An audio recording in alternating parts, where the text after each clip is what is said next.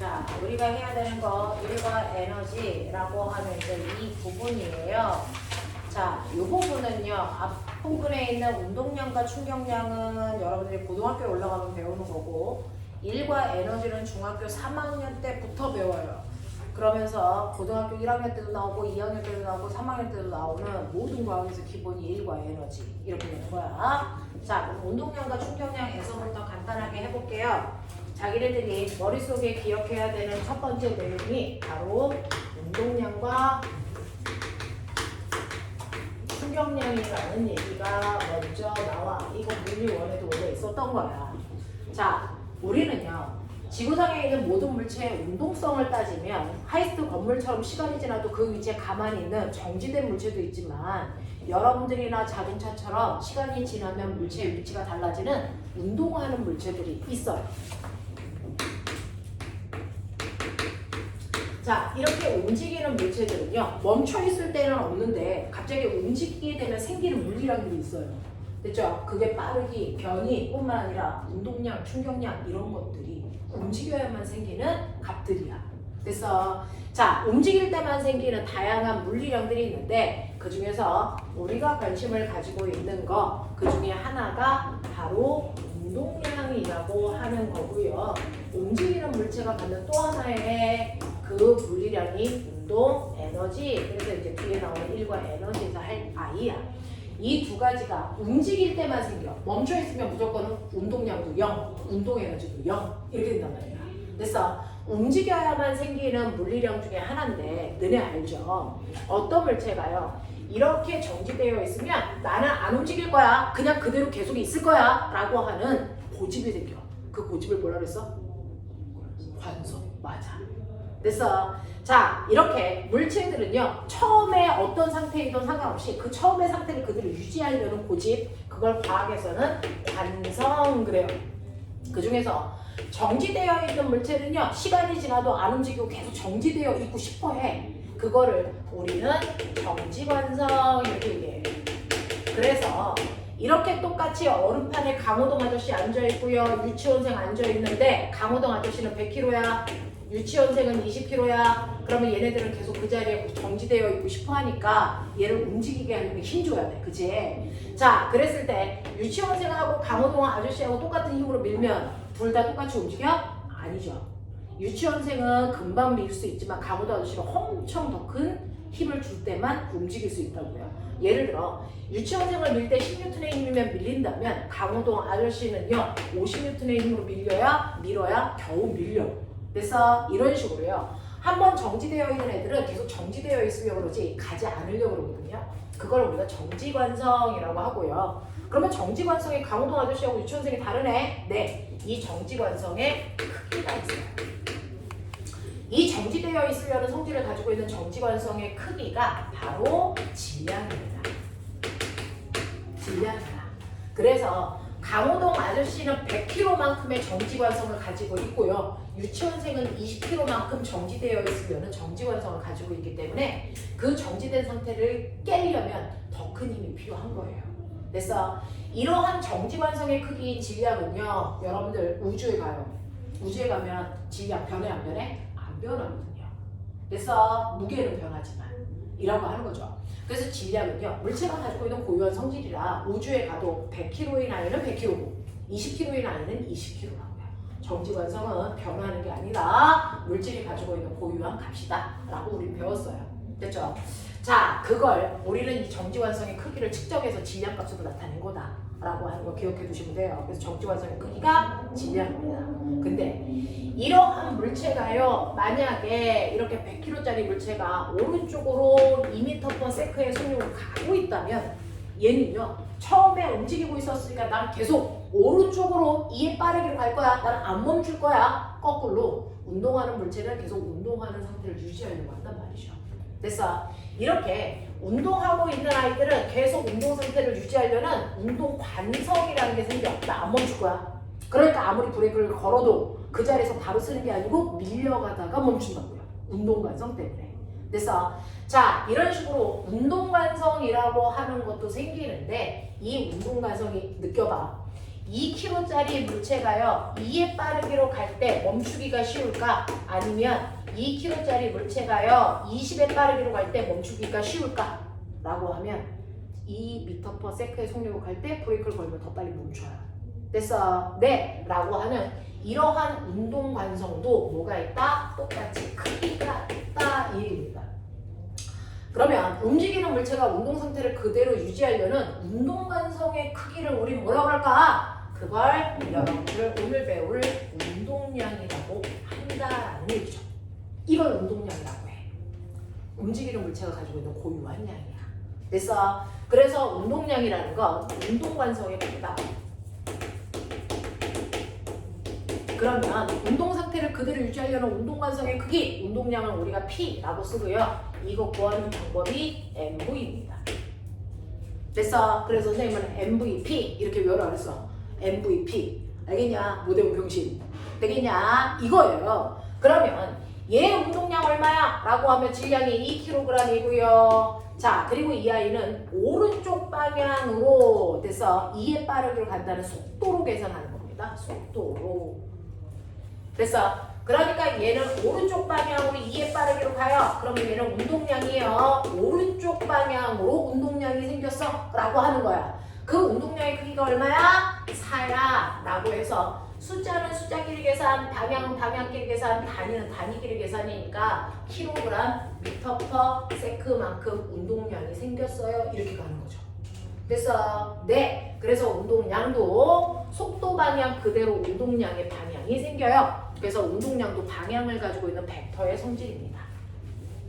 그러면 밑에 있는 아이는요. 똑같이 오른쪽 방향으로요. 됐어? 40만큼의 운동량을 가지고 있네요. 그래서 얘 운동량이요. 위에 있는 애보다 10배 커요. 그래서 잘 안 멈춰요. 이런 얘기야. 알겠어? 네. 이런 식으로 해요. 운동하는 물체가 그 운동 상태를 유지하려는 오직 운동 관성의 크기, 그걸 우리가 운동량이라고 한다. 운동량은 MVP로 계산한다. 그리고 속도 방향 그대로가 운동량 방향이다. 그래서 방향을 갖는 벡터 값이다. 이렇게 얘기해요. 자, 그러면 이런 식으로 운동량을 가지고 있는 물체들이요. 사실은 운동량이 바뀔 수 있어요. 이렇게 공을 제가 던집니다. 2kg짜리 물체를 2의 빠르기로 던지다가 벽에 퉁 하고 부딪혀. 이 새끼가 튕겨나온다고 치자. 2의 빠르기로. 됐어. 너네 벽에다가 공 던져 캐치볼 하는 것처럼 던졌는데 튕겨나오잖아요. 방향이 바뀌잖아요. 됐죠? 그랬을 때 부딪히기 전의 운동량과 부딪힌 후의 운동량 같을까 다를까? 같을까 다를까? 신기하죠? 자, 얘 운동량이요. 오른쪽 방향으로 4의 운동량을 가지고 있어요. 됐어? 얘는 왼쪽 방향으로 4의 운동량을 가지고 있어요. 같은 거니 다른 거니? 전혀 다르죠. 왜? 방향이 달라졌잖아.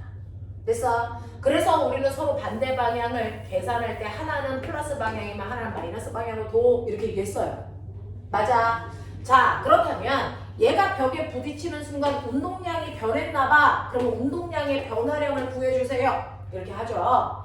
운동량의 변화량이든 뭐의 변화량이든 상관없이 변화량을 우리가 델타라고 읽어요. 델타 P 구해주세요. 이렇게 표현한단 말이야. 자, 그럼 변화량은요. 무조건 나중값에서 처음 값을 빼시는 거거든요. 큰 거에서 작은 걸 빼는 게 아니고 나중값에서 처음 값을 빼야 변화량을 구할 수 있어요. 벡터들은 방향까지도 계산해야 되니까 나중 운동량은 마이너스 4, 처음 운동량은 플러스 4, 이거 빼. 이런 얘기야. 그러면 얘는 운동량의 변화량이 마이너스라고 우리가 정해놓은 왼쪽 방향으로 운동량이 무려 8 바뀌었어 라고 얘기하시는 게 맞습니다. 그래서 얘는 운동량의 변화량이 왼쪽 방향으로요 8만큼 운동량이 바뀌었네? 이렇게 됩니다. 되겠죠? 그래서 운동량이라는 건 크기만 보는 스칼라 값이 아니고 방향도 보기 때문에 방향을 뿔마로 놓지 않고 그냥 4 이렇게 보면 운동량의 변화량이 없는 것 같아요. 하지만 운동량이라는 건 방향을 갖는 값이기 때문에 방향을 주고 계산하시면 아, 왼쪽 방향은 무려 8만큼 바뀌었구나 라고 하는 걸 인지할 수 있지요. 됐죠? 자, 그러면 여러분들이 알고 있는 것처럼 운동량의 됐어 크기, 운동관성의 크기 7글자 너무 길어서 과학자들이 줄여서 운동량이라고 부른 거거든요. 됐죠? 네. 운동관성의 크기를 운동량이라고 과학자들이 불러요. 근데 시간이 지나니까 운동 그래서 량에 뭐가 생기니? 변화량이 생겨. 이것도 운동량의 변화량 7글자 너무 길어. 줄이자 3글자로. 그래서 이걸 3글자로 줄인 걸 우리는 충격량이라고 부르기로 약속했어요 라고 하는 거예요. 그래서 오늘 배울 2번째 충격량이라는 건 새로운 게 아니야. 운동량의 변화량이야. 됐어. 그러니 운동량의 변화량은 나중 운동량에서 처음 운동량을 뺀 거죠. 나중이라는 뜻을 그냥 P, 처음이라는 뜻을 P0 이렇게 표현해요. 그렇죠? 나중 운동량에서 처음 운동량을 빼면 운동량의 변화량이 나오는데 이걸 우리는 충격량이라는 다른 표현으로 쓴다. 충격량은 I라고 써요. I. 충격량. 그래서 그러면 이 충격량은요. 왜 운동량이 변했어? 벽이랑 부딪혔으니까. 그렇죠? 그럼 벽이랑 부딪히면 뭐가 달라지는 건데 어떤 일이 발생하는 건데? 라고 하면 벽이랑 쿵 하고 부딪힐 때 벽이 공을 밀어요. 그래서 힘 준다고요. 그 힘이 바로 얘의 속도를 변화시키는 거예요. 되겠어요? 자, 벽이 공을 미는 만큼 공도 사실은 벽을 밀었겠지만 이 벽은 너무 질량이 커서 움직이지 않으니까 우리 무시하는 것 뿐이야. 자, 그래서 벽이 얘를 밀었어요. 어느 방향으로? 왼쪽 방향으로. 그래서 왼쪽 방향으로 힘을 받았기 때문에 운동량이 왼쪽 방향으로 바뀐 거예요. 되겠어? 네. 자, 그래서 이렇게 운동량이 바뀌는 원인은 힘 때문이겠구나 라는 생각을 과학자들이 한 거예요. 힘 때문이야 이건 부딪힐 때. 되겠어? 근데 너네들이 생각해보면 알겠지만 똑같은 크기의 힘을 주더라도 잠깐 주면 얘 이만큼의 운동량만 바뀌어요. 근데 똑같은 크기의 힘을 오랫동안 주면 많이 바뀌겠죠. 그러니까 총 운동량의 변화량은 단지 힘만으로 계산할 수 없고 그 힘을 얼마나 오랜 시간 동안 줬느냐도 생각해야 된다. 무슨 말인지 알아? 그래서 여러분들이 기억하셔야 되는 거 충격량이라는 운동량을 구하는 또 다른 방법 FT 아일랜드. 옛날 아이돌 이름이었어. 팀 이름이야. 요즘에 BTS처럼. 그래서 FT 아일랜드. 되게 잘생긴 애들이 모여있었던 팀이야. 검색해봐. 거기에 이용기 있어. 이용기도 몰라 이 새끼들? FT 아일랜드. 알겠습니까? 네, 이렇게 된다 라고 하는 거 기억해 두시면 된다. 그러면 선생님, 얘 운동량의 변화량이 왼쪽 방향으로 8이라고 그랬잖아요. 네. 그러면 충격량도 왼쪽 방향으로 8이네요. 네. 그러면 충격량도 방향 가지고 있네요. 네. 그 방향 어디서 생겼어요? 힘준 방향에서 따온 거죠. 알겠어? 그러니까 힘을 왼쪽으로 받았어. 이렇게 생각하면 되는 거야. 되겠냐? 되겠냐? 자, 그러면 실제로 충격량이 8이라고 했는데 얘가 벽에 닿았다가 떨어지는 그 순간까지 걸린 시간이 0.1초라고 치자. 그럼 벽으로부터 얼마의 힘을 받았다는 얘기야? 왼쪽 방향으로 무려 80N의 힘을 받았다는 얘기야. 이해돼? 이해돼? 오케이. 아니다. 시간이 만약에 0.1초가 아니고 1초라면 이렇게 되면 왼쪽 방향으로 8N의 힘을 받았다는 얘기겠지. 됐어? 이렇게 된단 말이야. 그러면 똑같이 충격량이라는 운동량의 변화량이 마이너스 8만큼 운동량이 변해도 접촉한 시간이 0.1초일 때랑 1초일 때랑 그 물체한테 준 힘이 다르네? 네, 다를 수밖에 없어요. 얘는 0.1초라는 짧은 시간 동안에 힘을 확 줘야 되는 거고요. 얘는 1초라는 시간인 긴 시간 동안에 힘을 분산해서 주면 되니까. 그래서 이렇게 되거든요. 그래서 이런 식으로 그러면 시간을 길게 하면 물체에 작용하는 힘의 크기가 줄겠네? 이거 잘 생각해 보니까요. 어떤 일이 발생하냐면 이렇게 자동차를 타고 가다가 교통사고가 일어나잖아요. 교통사고가 일어날 때 얘가 팡 하고 부딪혀서 여기에 운전하는 사람들이 죽습니다. 그러면 안 죽게 하려면 어떻게 해야 돼? 네, 에어백을 도대체 왜 만들었을까? 충격량 때문이에요. 그걸 생각한 거예요. 실제로요. 이렇게 교통사고가 났을 때 사람이 죽는 이유는 충격량 때문일까? 힘 때문일까? 시간 때문일까? 이런 얘기야. 사람이 죽는 건 충격량 때문이 아니에요. 부딪히는 순간 차로부터 받는 힘 때문입니다. 됐어? 그러니 사람들한테 힘의 크기만 적게 주면 아무리 교통사고가 크게라도 죽지 않을 수 있겠네. 그러면 사람들한테 적은 힘을 줄 수 있는 방법은 뭐야? 충돌할 때 접촉하는 시간을 길게 하면 되겠구나. 이 생각을 하는 거야. 오, 그러면 충돌 시간을 길게 하면 돼. 그럼 그건 무슨 말이냐면 여러분이 교통사고가 났을 때 에어백이 없다면 그냥 쿵 하고 부딪혀요. 그러니까 0.1초 만에 부딪히기 때문에 순간 나한테 작용하는 힘이 80이야. 됐어? 근데 나의 뼈는 50이라는 힘만 주면 부러져. 그럼 80의 힘을 주면 내 뼈는 산산이 부러져. 됐어? 그 부러진 뼈들이 어떻게 되냐면 뾰족해지거든요. 닭뼈처럼 우리 뼈가 부러질 때 뾰족하게 부러져요. 그러면 그 뾰족하게 부러진 아이가요 안에 있는 내장을 찔러서 피가 나게 해요. 과다출혈. 그래서 그 과다출혈 때문에 죽는 거예요. 그래서 부딪혀서 죽는 이유는 과다출혈 때문이야. 그러니까 교통사고가 나서 사람들을 빨리 병원에 보내서 지혈할 수 있으면 과다출혈 때문에 죽는 일은 존재하지 않거든요. 됐죠? 자, 근데 만약에 여러분들이 교통사고가 났을 때 여기 에어백이 다행히 또 터졌어. 그러면 이때 교통사고가 날 때 우리가 부딪히는 모습을 상상해보시면 어떻게 될 것 같아요? 쾅 하고 부딪히는 거 멈추는 게 아니고요. 에어백이 내가 쾅 하고 부딪히는 순간 밀어버려요. 그러면 이거 몇 번 해? 됐어? 그러면 처음에 부딪혀서 완벽하게 팅팅팅팅팅 멈출 때까지 걸린 시간이 길어지죠. 완벽하게 멈출 때까지 걸린 시간이 길어지면 됐어? 한 번 충돌할 때마다 사람들한테 힘이 분산돼서 작용하기 때문에 8N밖에 힘이 작용하지 않아. 그러니까 50N의 힘에 의해서 부러지는 내 뼈는 절대 부러지지 않는다고요. 그래서 목만 딛고 사람들이 멀쩡하게 나옵니다. 이렇게 되는 거야. 그래서 에어백이라는 안전장치를 만든 이유가요. 충돌할 때 오랜 시간 동안 튕기라고. 접촉 시간을 길게 하라고. 그래서 만든 거야. 그래서 이런 안전장치를 생각할 수 있는 계기가 된 겁니다. 되겠어? 자, 그래서 이런 식으로 보시면 아하, 운동량의 변화라는 게 뭔지도 알았고 얘네들이 사고가 났을 때 우리가 위험한 이유는 바로 충격을 가하는 힘이구나. 이거를 우리가 충격력, 그래요. 역자가 힘력자잖아요. 충격을 받을 때 작용하는 힘, 충격력 또는 그냥 힘 또는 평균 힘 이렇게 부르는 이름이 다양해. F라는 힘을 부르는 이름이 다양합니다. 그래서 이 F값 때문인데 자 이때 저는 그러면 선생님 이렇게 충돌할 때요 저한테 작용하는 충격량이라고 하는 I를 나타내는 그래프 그리고 싶어요. 이렇게 본단 말이야. 자 충격량을 그리는 그래프는요 X축이요 바로 받은 힘이에요. 그리고 Y축이 시간입니다.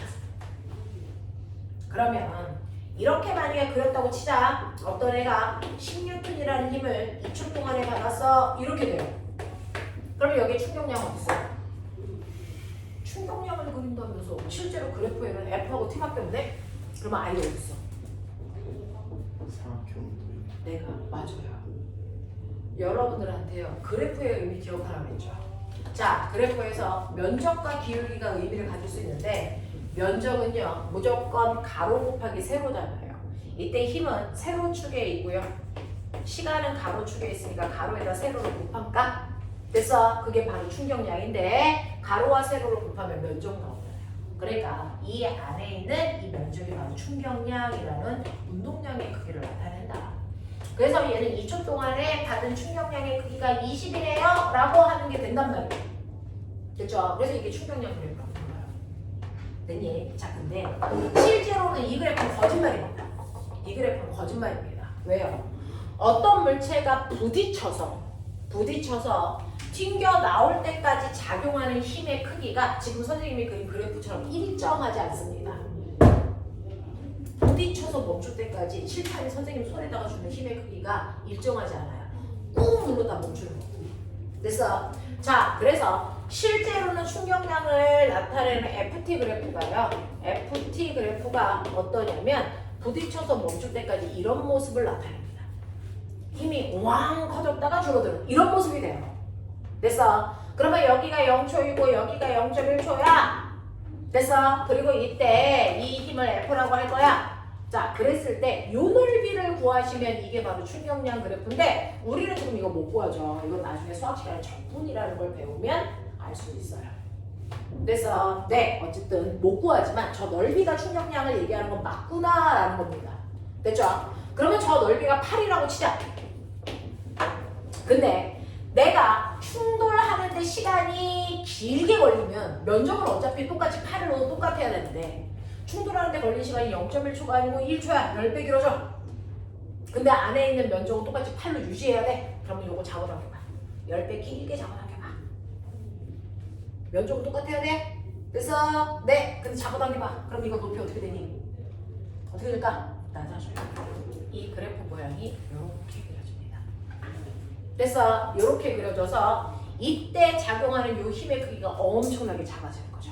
이때는 80N의 힘이지만 이때는 8N의 힘만 든대 라고 해서 아하 그래프로도 힘의 크기가 줄어든다는 게 입증이 됩니다. 알겠어? 요런 얘기야. 요런 얘기야. 그래서 실제로는 충격량 그래프가 이런 모습으로 나타난다 라고 하는 거죠. 되겠어? 자 그러면 이거 가지고요 우리가 어떤 문제 풀 수 있습니까? 라고 하는 여러분들이 가지고 있는 39페이지요. 39페이지가 지금 선생님이 칠판에 그렸던 충격량 그래프를 사각형으로도 그 다음에 여기에 있는 곡선 그래프도 나타나 있어요. 뭘 의미하는지 여러분들 좀 보시면 되고 그것과 관련된 문제를 살짝만 해보도록 하죠. 43페이지 1번부터 6번까지 해봐. 44페이지 1번부터 6번까지 문제 풀어봐.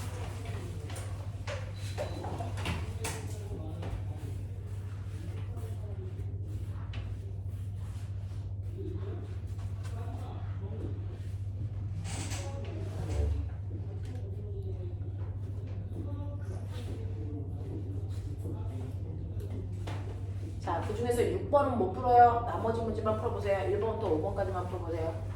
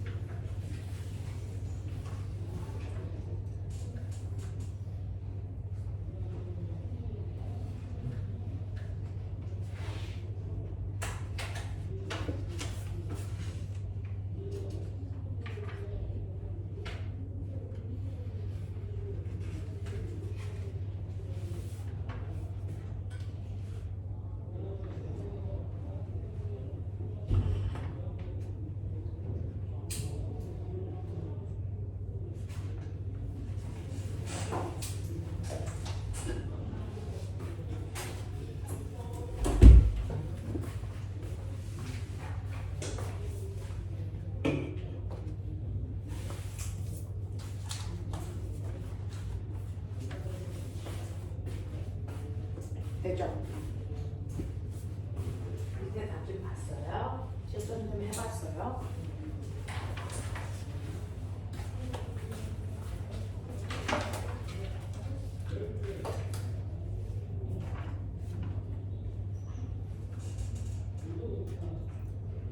자, 보시면 첫 번째 1번입니다. 운동량의 단위는 뭐야? 라고 하면 운동량은 질량에다가 속도를 곱한 거니까 질량 단위와 속도 단위가 결합돼서 kg/m/초예요. 이렇게 하면 돼. 됐어? 근데 운동량의 변화량이 충격량의 단위는 뭐예요? 라고 물어볼 수도 있죠.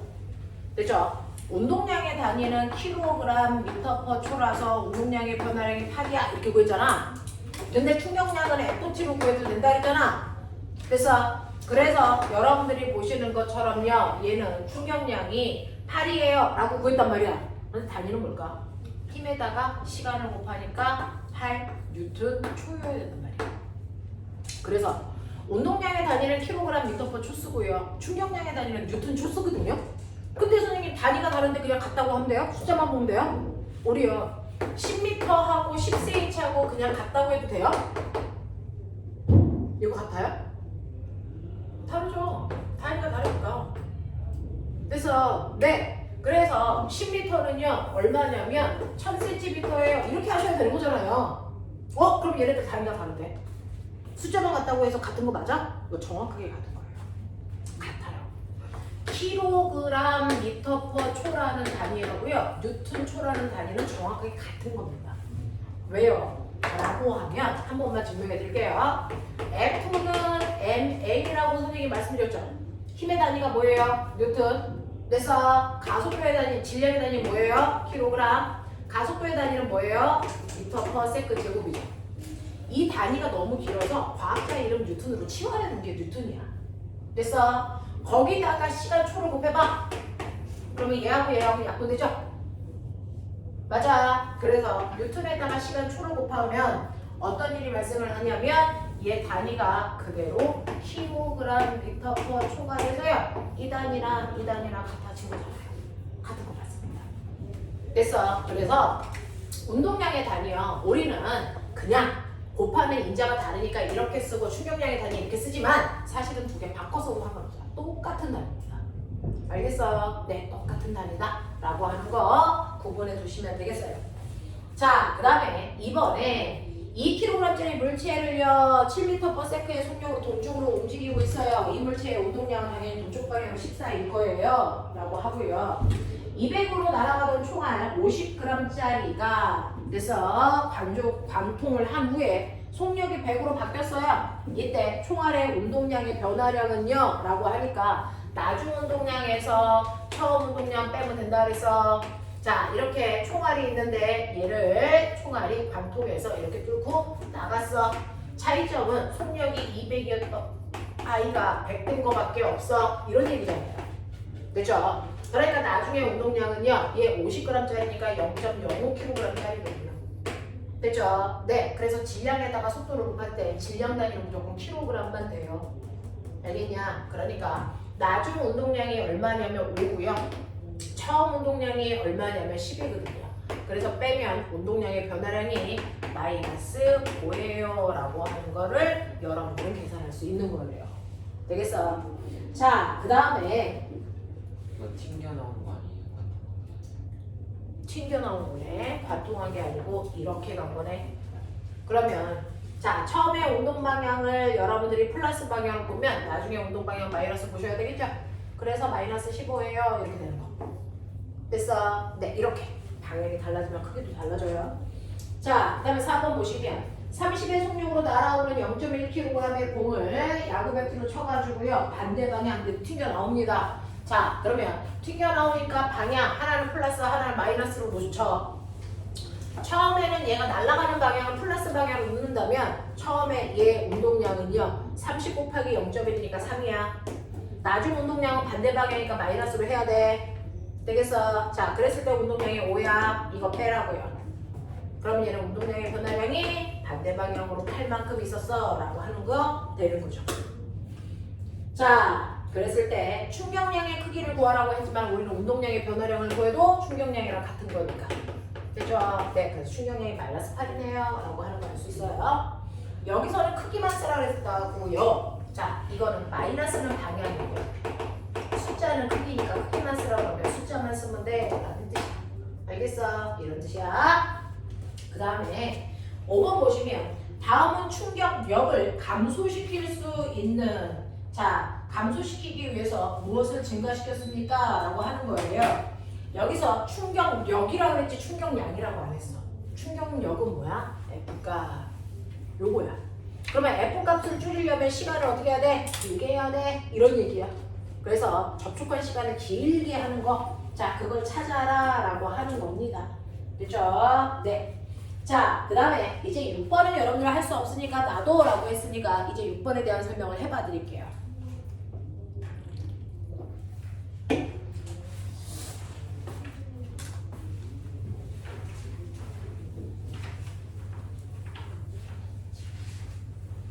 물리를 잘하고 싶으면 수학 선행을 많이 하십시오. 수학적인 사고력이 늘면 물리적인 사고력이 같이 늘어요. 거꾸로 얘기하면 물리를 여러분들이 엄청나게 잘하면 수학 받아들이는 속도도 빨라요. 우리가 물리 시간에 기울기, 면적 이거 얘기하는 게 적분하고 미분을 얘기하는 거거든요. 그래서 두 개가 연결선이 있기 때문에 물리만 하고 수학 안 할래요? 수학만 하고 물리 안 할래요? 이게 서로 도움이 안 돼요. 이 두 개가 같이 들어가면 시너지가 좀 일어납니다. 그래서 같이 할 수 있도록 해봐 주세요. 자, 그 다음에 여러분들이 이제 여기에서 하셔야 되는 건 뭐가 있냐면, 그러면 이렇게 운동량과 충격량이라는 거 저 다 알았는데 뭐 더 배울 게 있어요? 있어요. 뭐냐면 이런 식으로 거기에 있는 6번 문제처럼 서로 다른 물체가 이렇게 가다가 두 개가 쾅 하고 부딪히는 경우도 존재한다. 그래서 이걸 우리가 충돌한다 라고 합니다. 충돌한다 라고 표현합니다. A라는 물체는 2kg짜리인데 얘가 연락 빨리 날아가고 있어. 10의 빠르기로 날아가고 있어. 됐어? 자, 그 다음에 앞에 있는 B라는 아이는 되게 뚱뚱한 4kg짜리 아이인데 얘는 2의 빠르기로 가고 있어. 이런 얘기야. 그러면 잠시 후에 어떤 일이 일어날지는 우린 다 알아. 앞에 가는 애가 천천히 가고 뒤에 있는 애가 빠르게 가니까 두 개가 꽝 하고 부딪히는 충돌이 일어난단 말이야. 됐어? 그러니까 이거는 충돌하기 전의 모습을 나타내는 거고요. 자, 충돌이 일어나는 모습을 보면 뒤에 있는 아이가 와서 앞에 있는 아이를 쾅 하고 밉니다. 그쵸? 그래서 부딪히는 순간 A가 B를 밀어요. F라는 힘으로. 됐어? 네, 그게 얼마인지 모르지만 F라는 힘으로 쾅 하고 민다고 쳐. 그럼 이때 뭐가 일어날까요? 작용, 반작용이 일어나요. 그쵸? 그러면 A가 B를 F라는 힘으로 밀면 그 순간 B도 A를 같은 크기의 힘으로 밀겠죠. 단지 방향만 반대인 거죠. 맞아. 그러니까 10N의 힘으로 밀면 얘도 10N의 힘으로 민다고요. 이런 얘기야. 자, 그 다음에 자, A가 B를 밀 때 2초 걸린다고 치자. 그럼 B가 A를 밀 때 몇 초 걸릴까? 몇 초 걸릴까? 2초 걸려요. 왜? 두 개가 접촉한 시간이 같으니까. 알겠습니까? 그래서 둘이 힘을 주고받는데 걸린 시간도 같네. 이 얘기야. 그러면 서로 다른 물체가 쾅 하고 충돌할 때 결국은 두 물체가 받는 FT라고 하는 충격량의 크기는 반드시 같아야 된다. 다를 수가 없다. 알겠어? 이런 얘기예요. 그러니까 막 달리는 자동차에 날아가던 파리가 쾅 하고 부딪혀. 그럼 파리가 받는 충격량이나 버스가 받는 충격량은 똑같아. 알겠냐? 이런 얘기야. 충격량은 똑같아. 네. 자, 그러면 충격량의 크기가 똑같네? 네. A의 충격량의 크기나 B의 충격량의 크기나 이거 같네. 방향만 반대인 거지. FT 곱이 똑같으니까. 그러면 충격량은 다른 말로 뭐야? 운동량의 변화량이 같네라는 얘기죠. A의 운동량의 변화량이나 B의 운동량의 변화량이 같네. 방향만 반대인 거지. 라는 얘기잖아요. 그렇죠? 그러면 우리 운동량의 변화량을 어떻게 구하냐면요. A는요. A의 나중 운동량에서 A의 처음 운동량을 빼시면 돼요. 그렇죠? B의 운동량의 변화랑 똑같네요. B의 나중 운동량에서 B의 처음 운동량을 빼시면 되네요. 단지 방향만 반대이니까 이렇게 해주시면 되겠죠. 그러면 저는 이걸 산수적으로 계산하려면 가로 열어야 돼요. 이렇게 엽니다. 가로로 열면 마이너스 분배하셔야 되니까 이런 부호로 바뀌겠죠. 이해돼? 이해돼? 마이너스 분배하면서 가로 열었어요. 자, 그래놓고 나는 뭐 할 거냐면 나중은 나중값끼리 모으고요. 처음 운동량은 처음 운동량끼리 모아볼게요. 그럼 뭐가 보이냐면 A와 B의 나중 운동량의 합이요. A와 B의 처음 운동량의 합이랑 같대요. 이 식이 만들어봐요. 맞아. 그러니까 물체가 부딪히기 전의 운동량의 합이나 부딪힌 후에 두 물체의 운동량의 합이랑 똑같아. 이런 뜻이야. 그렇다면 충돌이 끝난 후에요. 어떤 일이 발생을 하냐면 충돌이 끝난 후에 쾅 하고 부딪히는 순간 이게 논리적 사고. A가 오른쪽으로 힘받았어. 그럼 처음보다 속도가 빨라질까 느려질까? 빨라지겠죠. 왜? 가는 방향으로 힘받았으니까. 그쵸? 그러니까 B는요. 속도가 조금 더 빨라져서 얘가 4 됐다고 치자. 근데 A는요. 오른쪽으로 오고 있었는데 힘을 왼쪽으로 받았어요.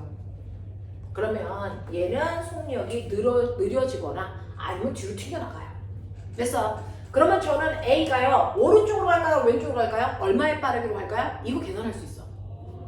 됐어? 어떻게 계산하냐면 충돌하기 전에 A, B의 운동량의 합과 충돌한 후에 A, B의 운동량의 합이 같아야 되기 때문이에요. 이걸 우리는 과학에서 뭐라 그러냐면 운동량 보존 법칙이라고 합니다. 운동량 보존 법칙이 성립하기 때문에 충돌한 후에 둘 중에 하나의 모습만 알면 나머지 하나의 모습도 찾을 수 있어요 라는 뜻이야. 자, 그 중에서 충돌하기 전에 A의 운동량, 자 오른쪽 방향으로 가고 있는 저 오른쪽 방향은 플러스 방향으로 올려요. 그럼 얘도 플러스 방향이겠죠? 충돌한 후에도 얘는 오른쪽으로 가니까 플러스 방향이겠죠? 이렇게 놓고 됐어? 해볼게요. A의 운동량은 플러스 방향으로 20, B의 운동량도 플러스 방향으로 8, 두 개 더해. 그러면 충돌하기 전에 둘은 모두 다 오른쪽 방향으로 28의 운동량을 가지고 있어요. 그 얘기지? 그러면 충돌한 후에도 둘 다 오른쪽 방향으로 28의 운동량의 합을 가져야 돼. 이런 얘기야. 맞아? 충돌하기 전에 운동량과 충돌한 후의 운동량은 같아야 됩니다. 이 얘기죠. 그러면 충돌한 후에 B의 운동량은 얼마야? 봐봐. 오른쪽 플러스 방향으로 16이야. 그러면 A는 운동량이 얼마여야 돼? 플러스 방향으로. 아, 이 새끼 오른쪽으로 그냥 가는구나. 이 뜻이야. 됐어. 플러스 방향으로 운동량이 얼마이면 되냐면 얼마니? 12면 돼. 이런 얘기잖아요. 맞아. 그러면 운동량이 10이면 되는데 얘는 2kg잖아요. 그러면 속력이 얼마면 돼? 10이니까 2, 6, 12, 6의 빠르기로 가는구나. 속력 좀 줄었네. 이런 뜻이야. 알겠어? 이런 거 우리가 예측할 수 있단 말이죠. 이게 운동량 보존 법칙이에요. 되겠냐? 이런 식으로요. 모든 물체들은 지네들끼리 꽝 하고 부딪히는데 내가 더 밀어주고 이러면 안 돼. 지네들끼리 꽝 하고 부딪히는 순간에요. 작용 반작용의 힘이 작용해서 힘을 주고받기 때문에 항상 A의 운동량의 변화량이나 B의 운동량의 변화량이 똑같단 말이죠. 됐어? 네, 실제로 볼래요? A의 운동량의 변화량. 처음에 20이었던 아이가 10이 됐어요. A의 운동량의 변화량 얼마입니까? 마이너스 8이야. 맞아? A의 운동량의 변화량이요. 마이너스 8이야. 그럼 B의 운동량의 변화량은 얼마일까요? B는요. 처음에는 8이었는데 나중은 16 됐잖아요. B의 운동량의 변화량은 얼마냐면 얘는 플러스 8이야. 둘의 방향만 다르고 크기는 똑같아요. 알겠어? 이런 일이 발생한단 말이에요. 서로 다른 물질이 부딪히면 둘의 운동량의 변화량은 똑같기 때문에 그래서 처음 운동량의 합이나 나중 운동량의 합은 같다라는 얘기입니다. 그걸 통해서 나중 물체의 속도를 우리가 계산할 수 있네요. 라고 하는 문제가 6번에 나와 있어. 해봐.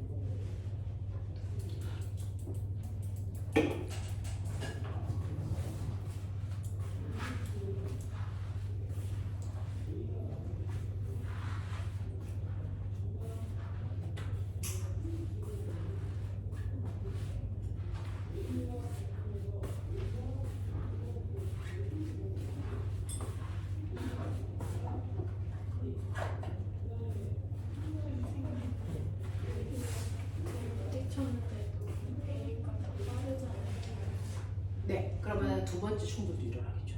근데 어떻게 A가 더 뒤에 있을 수가 있어요? 부딪히는 후에요.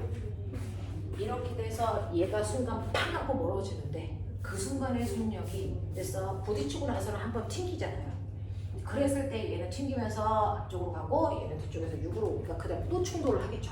그게 몇 번 일어나면서 됐어. 네, 하는 거죠. 지금 이제 첫 번째 충돌만 얘기한 거예요.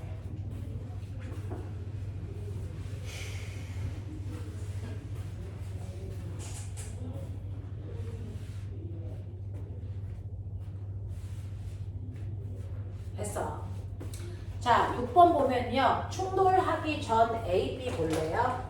자, 선생님은 편의상 뒤에 있는 2kg짜리 물체가 있어요. 얘가 오른쪽으로 4일 빠르기로 가는데 이 아이를 A라고 놀래요.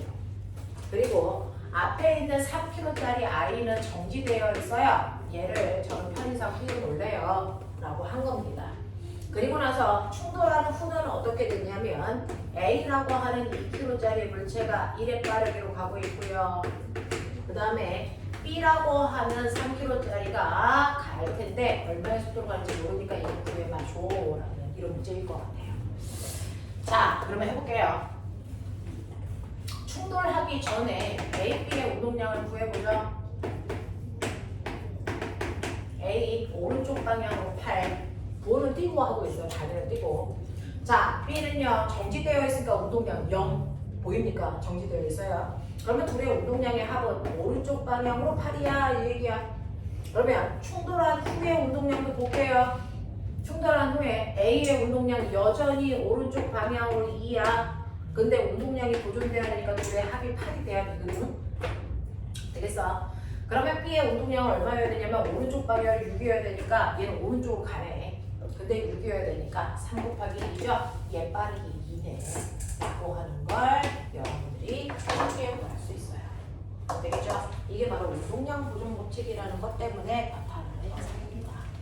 자, 이렇게 된다 라고 하는 운동량이라는 거에 대해서 운동량 보존 법칙에 대해서 여러분들이 간단하게 한번 봤어요. 이런 식으로 하는 겁니다. 됐죠? 자, 그럼 이제 두 번째 여기까지 됐어. 됐어. 네, 운동량과 충격량에 해당되는 내용들은 됐어.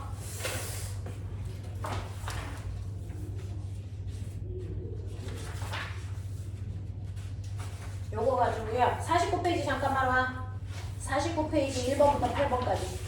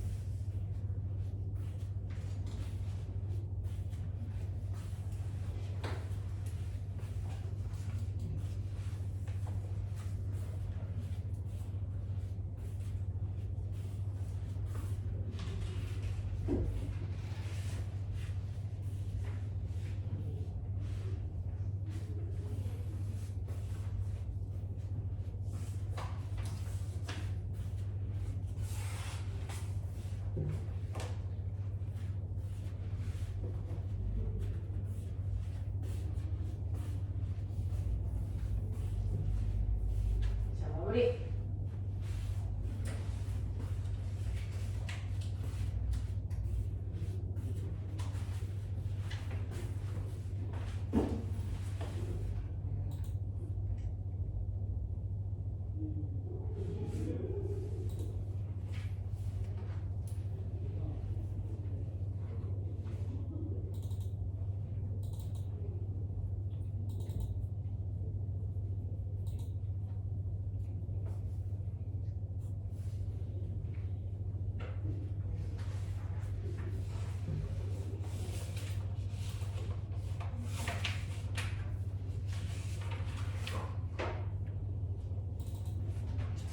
이번 시간에 세 번째 거 하다 말았던 것 같은데. 세 번째 게 뭐야? 아, 자료 만들어?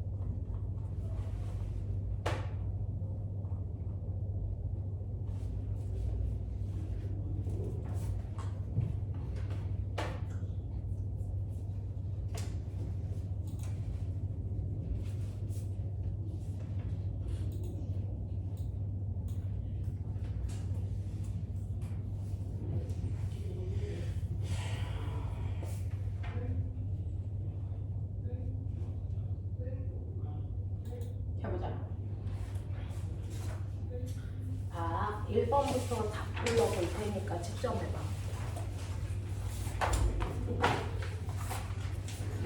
1번에 10, 1번이 10, 2번이 12, 3번이 4, 2번에 4, 3번은 기억니은, 4번에 24, 5번에 300, 6번은 네, 1번, 2번, 3번 다 같다. 아니, 1번과 2번은 같다고요. 3번은 오른쪽이 크고요. 4번은 왼쪽이 커요. 자, 7번에 2, 8번에 1. 자, 틀린 거 보시고 질문할 거 하세요.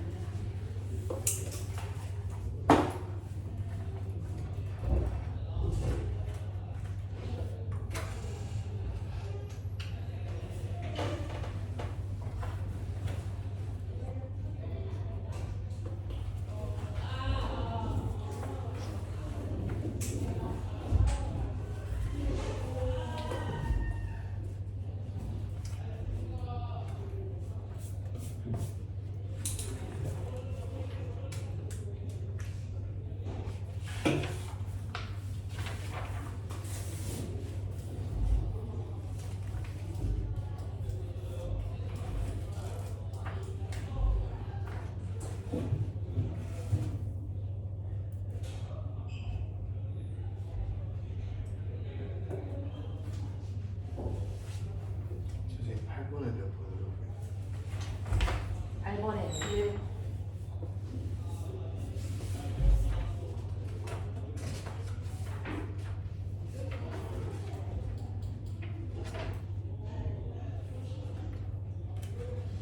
자, 제가 설명해야 되는 거 없어? 할만해? 네, 오케이. 자, 그러면 운동량과 충격량이라고 하는 오늘 처음 했던 테마 그래서 머릿속에 집어넣으시고요. 이거 스칼라가 아니고 벡터예요. 방향 생각하셔야 된다. 알겠어? 자, 그 다음에 오늘 해야 되는 두 번째 내용이 있어. 오늘 해야 되는 두 번째 내용이 바로 일과 에너지라고 하는 개념인데, 저 궁금한 게 있는데 혹시 일과 에너지 중학교 내용 안 하고 온 사람 있을까? 그러지 않아. 중학교 내용 다 했어. 됐어? 오케이. 자, 그러면 기본적인 거 안다라고 치고요. 여러분들이 하셔야 되는 두 번째 일과 에너지, 그렇다고 안 한다는 게 아니고요. 됐어? 자, 첫 번째, 과학에서 얘기하는 일이 뭐야? 라고 얘기해요. 과학에서 얘기하는 일과 일상생활에서 얘기하는 일은 달라. 됐어? 일상생활에서는 아빠가 회사 일을 하는 것도 일이고요. 엄마가 집안일을 하는 것도 일입니다. 근데 그걸 과학에서는 일이라고 하지 않아요. 왜? 과학에서는요, 객관적으로 측정이 가능해야만 그 물리량이 있다라고 인정해요. 그러니 우리는 힘이라는 거 눈에 보이지 않지만 그거 있다라고 합니다. 왜? 객관적으로 음수적으로 측정이 가능하거든요. 그래서 하지만 우리는 영혼, 그래서 이런 것들은 있다라고 하지 않습니다. 왜? 객관적으로 측정이 불가능하니까 그런 거지. 그게 진짜 없어가 아니야. 우리의 지금의 과학 기술로는 측정이 안 되니까 그걸 인정하지 않아라고 하는 것뿐이야. 나중에 측정이 가능하면 인정하겠죠. 그래서 이런 거야. 그래서 눈에 보이지 않는 것도 객관적으로 측정이 가능하면 우리 인정한다라는 거죠. 자, 그러면 이 일이라는 거. 과학에서 얘기하는 일은요, 뭔데요? 이건 왜 객관적으로 측정이 가능합니까? 이거죠. 자, 과학에서 얘기하는 일은요, 어떤 대상이 필요합니다. 물체. A, 2kg짜리 물체를 이거예요. 어떤 대상, 2kg짜리 물체가 있는데 난 얘한테 일할 거야. 자, 일을 할 때요. 저는 얘를 밀어줍니다. 얼마의 힘으로? 16N의 힘으로. 그래서 2m 밀고 갑니다. 그럼 저는 일한 게 맞습니다야. 그래서 왜? 이 물체가 가에서 나로 힘을 받아 이동했기 때문이거든요. 과학에서 얘기하는 일은 반드시 물체에 힘을 줘. 힘 방향으로 뭐 시키는 거냐면 이동시키는 행위를 이랬다라고 표현하기로 정의한 거야. 어떤 물체에다가 힘을 줘서 그 힘을 준 방향으로 물체를 이동시켰니? 그럼 넌 이랬어. 이 얘기야. 됐어. 그러면 저 얼마만큼 일했을까요? 제가 한 일이 얼마일까요? 라고 하면 네가 준 힘에다가 그 힘으로 밀고 간 거리를 곱하면 너는 일한 거니까 그렇게 계산해 라고 얘기한 거야. 그러니까 저는 10N의 힘으로 그 힘 준 방향으로 2m 밀고 갔으니까 제가 한 일은 숫자는 숫자끼리 계산, 물리량은 물리량끼리 계산하시면 되거든요. 단위는. 그래서 20N 미터에 일했어요. 이렇게 얘기할 거야. 근데 이렇게 단위 중복해서 쓰는 거 귀찮아. 그래서 과학자 이름을 따서 제가 한 일은 20줄입니다. 이렇게 한 거지. 되겠죠? 이렇게 된 거예요. 이렇게 된 거예요. 일의 개념이 이렇습니다. 자, 근데 모근중학교에서 2년 전인가 3년 전인가 어떤 문제가 나왔었냐면 얘들 오른쪽 방향으로 2kg짜리를 10N의 힘을 줘서 밀고 가잖아요. 그러니까 2kg짜리 물체를 오른쪽으로 10N의 힘을 줘서요. 제가 2m 밀고 갔어요. 라고 하는 1번의 일을 했단 말이야. 그 일의 크기를 우리가 지금 계산한 거지. 근데 자, 어떤 애는요. 이렇게 힘을 줍니다. 그래서 자, 물체에 수평면으로부터 30도의 각도를 줘서 10N의 힘을 줘서 2m 똑같이 밀고 갔어요. 그래서 2번의 일을 한 겁니다. 조금 더 각도를 크게 해서 요 각도를 60도가 되게 합니다. 그래서 2m 밀고 갑니다. 3번 1. 그래서 또 어떤 애는요. 90도 방향 힘은 이렇게 줬는데 이 새끼가 일로 갑니다. 신기한 일이죠. 그럴 수도 있어요. 그래서 자, 그래서 이렇게 10N의 힘을 줘서 물체를 오른쪽으로 이동시키는 2m 이동시키는 일을 똑같이 했어. 그럼 한일이에요. 1번이 크니, 2번이 크니, 3번이 크니, 4번이 크니 아니면 다 똑같아. 이 문제가 자, 생각해봐. 한일이야 다 같을까요? 다 다를까요? 찍어. 같을까 다를까? 다 달라. 신기하죠? 다 달라요. 누구의 일이 제일 많을까? 1번이 제일 일을 많이 했습니다. 그 다음 2번, 3번, 4번입니다. 왜요? 처음부터 이렇다고 얘기하고 있잖아요. 물체를 이동시킬 때요. 힘을 준 방향으로 이동시켜야 된다. 이렇게 했어요. 그럼 거꾸로 얘기할까요? 물체가 이동한 방향으로 사용한 힘이 얼마니? 이거 물어본 거야. 물체가 움직인 방향으로 사용한 힘이 얼마야? 이거 물어본 거야. 자, 1번은요. 온통 물체가 움직인 오른쪽 방향으로 힘을 다 줬기 때문에 온전히 10N이라는 힘이 2m 밀고 가는 게 다 써졌어. 그러니까 얘는 한 일이 20줄이야. 그래서 보편적인 학교들은요. 무조건 물체가 움직이는 방향으로의 힘을 줍니다. 근데 2번 같은 경우에는 어떠냐면요. 물체가 움직이는데 30도 각도로 16N의 힘을 준 거야. 30도 각도로. 근데 내일 첫날 선생님하고 벡터 배웠죠. 이렇게 30도 각도로 힘을 준다는 얘기는 비스듬한 방향으로 힘을 준다는 얘기는 사실은 수평 방향의 힘과 수직 방향의 힘을 이용해서 평행사변형 그렸을 때 얘가 대각선이라는 얘기잖아. 맞아. 그랬을 때 수평 방향의 힘은 얼마니? 수직 방향의 힘은 얼마니? 이 둘이 이용해서 직각삼각형이 그려지잖아. 됐어? 그럼 피타란 말이야. 피타. 알겠어? 이게 피타가 된다고. 그랬을 때 빗변의 길이가 10이니까요. 그래서 여기 빗변의 길이는 이 힘을 F라고 하면 F 코사인 세타만큼의 힘만 수평으로 쓴 거야. 맞아. 수직으로 사용한 힘은 요거 얼마예요? 라고 하는 요 힘은요. F 사인 세타만큼 사용한 거란 말이야. 그러니 실제로 수평으로 미는데 사용한 힘은 10 곱하기 코사인 32 2분의 루트 3이니까 물체를 옆으로 밀 때 쓴 힘은 겨우 루트 36분밖에 안 돼. 너네 수학 시간에 배웠지? 루트 3의 대략 얼마야? 1.7이거든요. 그래서 그러면 5 곱하기 1.7 해보세요. 얼마 나옵니까? 8.5N의 힘만 수평으로 미는데 썼다. 이 얘기야. 10N을 다 쓰지 않았어요. 여러분들이 물체를 당길 때요. 살짝 위로 당기면 얘가 어떤 일이 발생하냐면 살짝 똥구가 떠서 갑니다. 그러니 내가 준 힘 중에 일부는 위로 드는 데 쓴 거고 일부는 당기는 데 쓴 거란 말이야. 힘이 분산됐어. 그 뜻이야. 그래서 2번 같은 경우에는 물체를 미는 방향으로 사용한 힘은 겨우 8.5N의 힘이야. 10이 아니야. 그래서 2m 밀고 가봤자 얘가 한 일은 17줄밖에 안 돼. 이런 얘기야. 맞아.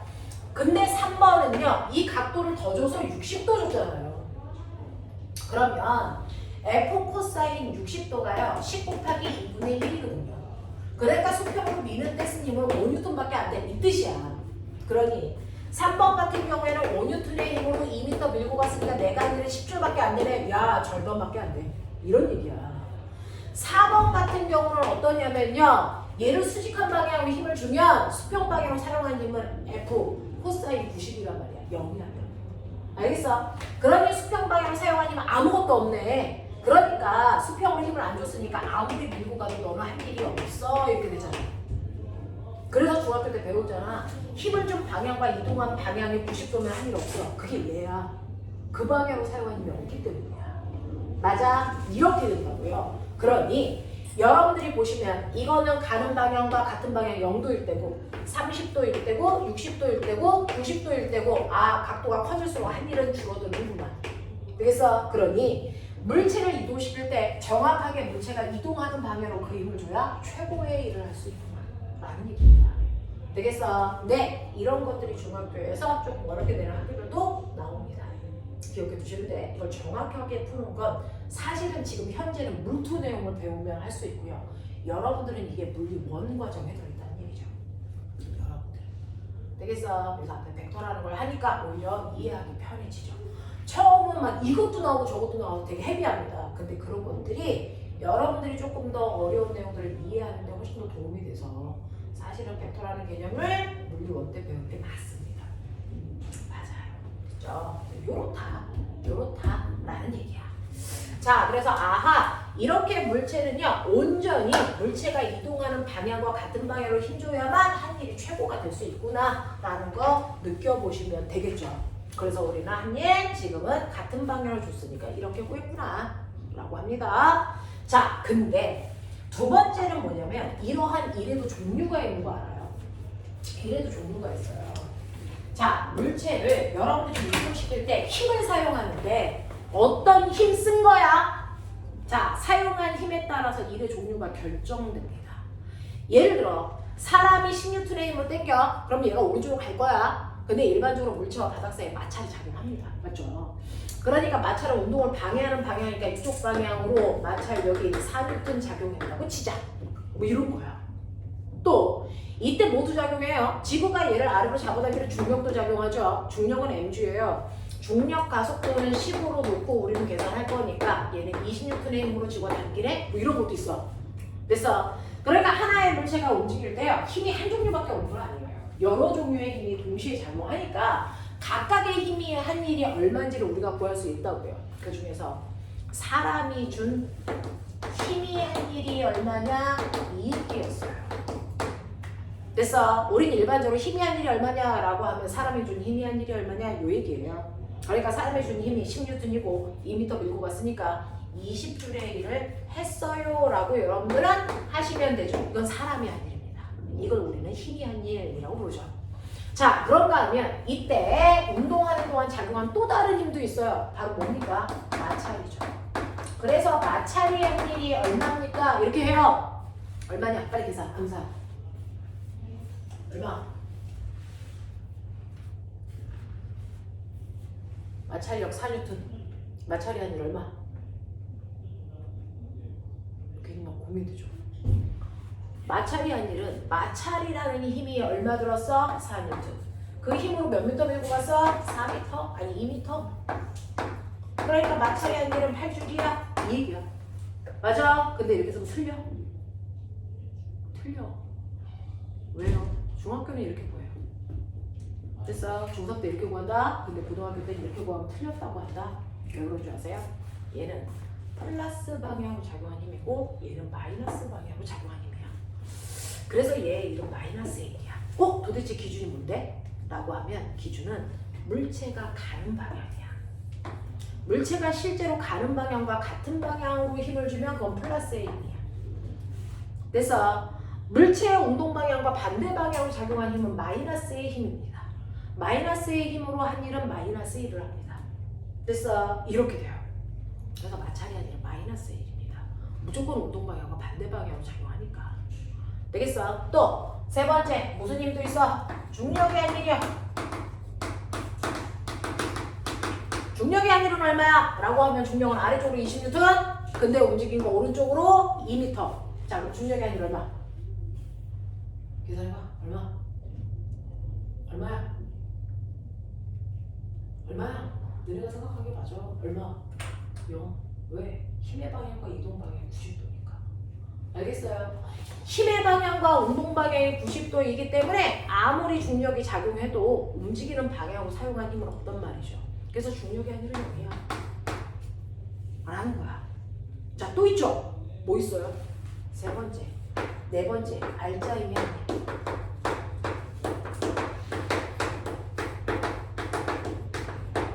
얘는 중력이 바닥을 누르는 만큼 수직항력이라는 게 생겨서 20N 생겨요. 그래서 중력과 수직항력은 상쇄돼서 없어져. 그러면 오른쪽으로 작용한 10N과 왼쪽으로 작용한 마찰력 4N만 살아남아. 그럼 합력은 오른쪽 방향으로 6N이 작용하죠. 그래서 그 오른쪽 방향의 물체가 가고 있는 방향이니까 플러스 방향으로 작용한 힘이 6이야.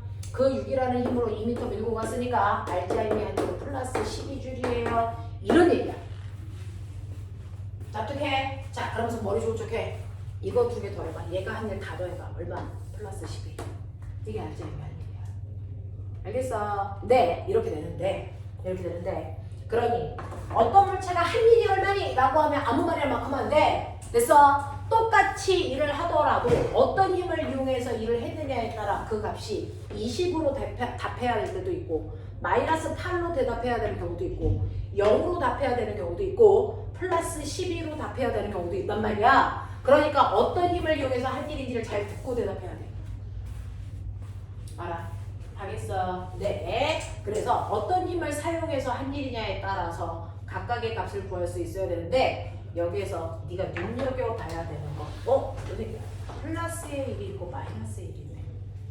의미가 뭐예요? 이겁니다. 그럼 좀 물어볼게요. 1과 에너지는 스칼라일까 벡터일까? 아까 운동량, 충격량, 벡터야. 그렇죠? 네. 1과 에너지 스칼라일까 벡터일까? 1과 에너지는 스칼라예요. 방향이 없어요. 그래서 공을 2kg짜리 공을 수평으로 2의 빠르기로 던졌을 때 얘가 갖는 운동 에너지나 위쪽으로 2의 빠르기로 던졌을 때 운동 에너지나 비스듬히 2의 빠르기로 던졌을 때 운동 에너지나 아래쪽으로 2의 빠르기로 던졌을 때 운동 에너지나 다 똑같아요. 방향이 없어요. 에너지는 1도 방향이 없어요. 그러면 여기는 플러스와 마이너스 방향을 나타내는 게 아니네? 아니야. 그럼 뭐야? 라고 하면 1에서의 플러스의 1과 마이너스의 1은 이겁니다. 자, 보세요. 우리 이제 1에 대해서 배웠으니 두 번째 뭐에 대해서 배운다? 에너지에 대해서 배우는 겁니다. 이 플러스와 마이너스는 어떤 에너지를 가리키는 말이야. 그래서 잘 봐. 에너지가 뭘까? 중학교 때 배웠어. 에너지는 뭐야? 저한테 에너지 있어요? 있어요. 에너지가 뭐예요? 라고 하면 에너지는 바로 일 할 수 있는 보다 능력. 너 일 얼마만큼 할 수 있어? 라고 하는 내가 일할 수 있는 잠재력. 그래서 일할 수 있는 능력, 이거를 에너지라고 하는 거야. 그러면 저는요, 제가 처음 가지고 있는 에너지가 얼마였냐면 100의 에너지를 가지고 있다고 치자. 저 100의 에너지 있었어요. 근데요, 제가 100의 에너지를 가지고 있다가 중간에 일을 했어요. 40만큼이요. 그죠? 그럼 저의 나중에 에너지 얼마야? 생각해. 얼마니? 얼마일 것 같아? 말해. 얼마야? 60이래. 됐어. 자꾸 말해야 머릿속에 들어간다. 됐어? 우물쭈물 할 이유가 없어요. 너네 다 처음 배우잖아요. 자, 이런 식으로요. 여러분들이 처음에 에너지를 가지고 있는데 일을 했다면 에너지가 주네. 됐어? 네. 그러니 이걸 수식으로 쓰면 100에서 일을 한 만큼을 빼야 나중에 에너지 나오네 라고 하는 거예요. 됐죠? 자, 그런가 하면 두 번째는요. 이제 저의 처음 에너지는 60이 됐어요. 됐어? 이제 60을 가지고 있는 또 다른 에너지가 있다고 치자. 근데 요번에는 저는 일을 한 게 아니고 일을 받았어요. 얼마만큼? 20만큼 받았다고 치자. 저의 나중에 에너지 얼마예요? 생각해봐. 얼마라고 해야 될 것 같니? 얼마? 80. 됐어. 네. 자, 그러면 이만큼의 일에 의해서 에너지가 증가되네. 됐어? 네. 그래서 이걸 수식으로 쓰면 60 더하기 20이 80이잖아. 그러면 일 중에서는요, 에너지를 감소시키는 일이 있고 에너지를 증가시키는 일이 있다라는 겁니다. 그래서 에너지를 더 크게 만드는 일, 증가시키는 일이 있고요. 에너지를 오히려 줄이는 일도 있어요. 그걸 한국말로 에너지를 줄이는 일을 했다라고 한국말로 표현을 하고요. 에너지를 늘리는 일을 받았다라고 한국말로 표현한 거지만 이걸 기호로는 일을 했다라는 에너지를 그래서 감소시키는 일을 마이너스 1이라고 한다. 그래서 에너지를 증가시키는 일을 우리는 플러스 1이라고 한다. 그러면 이 플러스 1과 마이너스 1은 뭐다? 바로 이 부호다. 이거다. 그러면 여기서 이 부호 어떻게 잡았지 우리? 얘가 왜 플러스 1이지? 생각해봐. 물체가 운동하는 방향으로 힘 받으면 그 힘은 에너지를 무조건 증가시킨다. 그래서 물체가 운동하는 동안 운동 방향과 반대 방향으로 작용한 힘은 에너지를 무조건 감소시키는 일을 한다. 이 얘기입니다. 되겠어? 이 얘기예요. 그래서 에너지를 증가시키는 일, 에너지를 감소시키는 일은 물체가 운동하는 동안 그 물체가 어디로 움직이든 상관없어. 어디로 움직이든 상관없어요. 물체가 운동하는 동안 운동 방향과 같은 방향으로 힘을 받으면 이 힘이 한 일만큼 에너지가 증가해. 그래서 물체가 운동하는 동안 힘을 운동 방향과 반대 방향으로 받으면 이 힘이 한 일은 에너지를 감소시킨다. 되겠어? 그래서 에너지를 증가시키는 일과 에너지를 감소시키는 일이 있다라는 겁니다. 되겠죠? 그 에너지를 증가시키는 일은 물체가 운동하는 동안 어느 방향으로 힘을 받았느냐에 의해 결정된다. 알겠습니까? 네. 자, 그러면 잠깐만 간단하게 문제 보죠.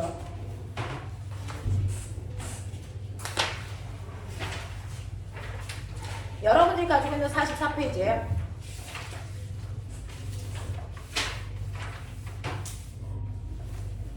자, 44페이지에 네, 1번부터 어디까지냐면 1번부터 6번까지만 할 수 있어요.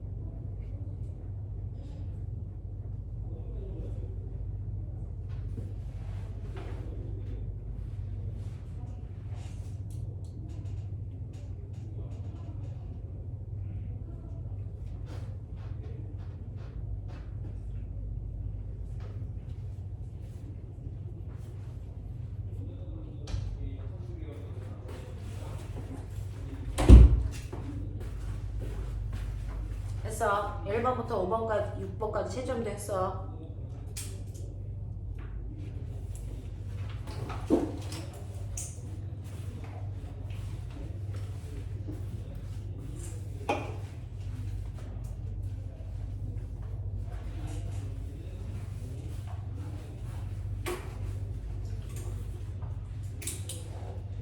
되겠냐?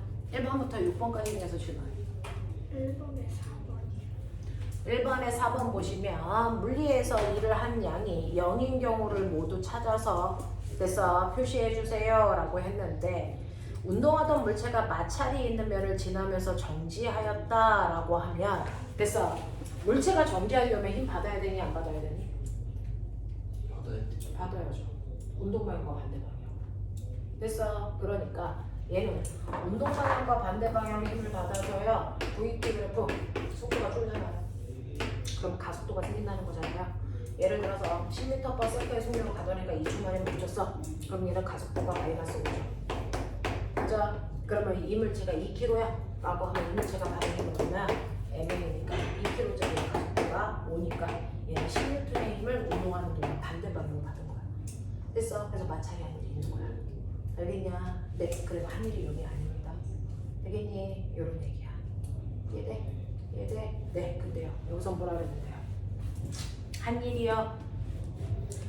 자, 물리에서 한 일이 0이 아닌 경우는 0표. 됐죠? 그래서 4번은 0이 아닌 경우예요. 그래서 동그라미.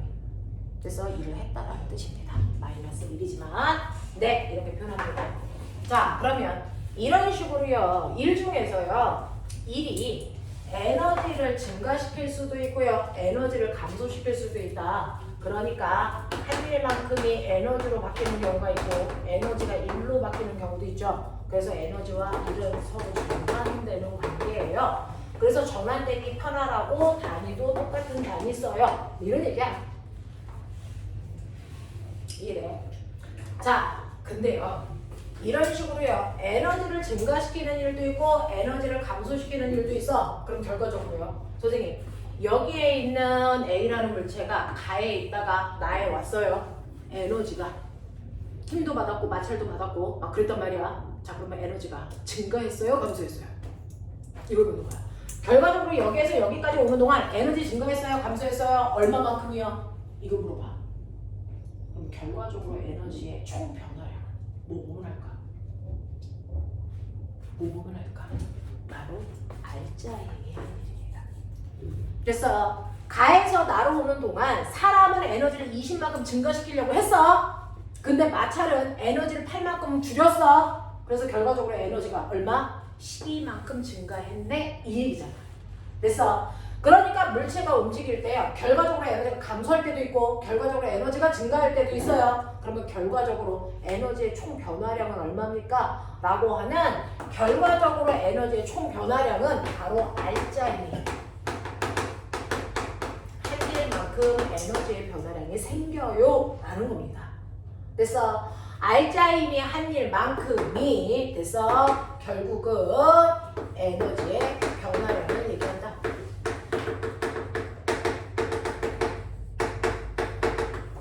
이 얘기입니다. 알짜임이 한 일만큼 두 지역을 이동하는 동안 에너지의 총 변화량이 나온다라는 얘기입니다. 그래서 알짜임을 구해서 알짜임의 한 일을 구하면 에너지가 얘는 결과적으로 얼마 변화했네 이거 알 수 있다고요. 되겠어?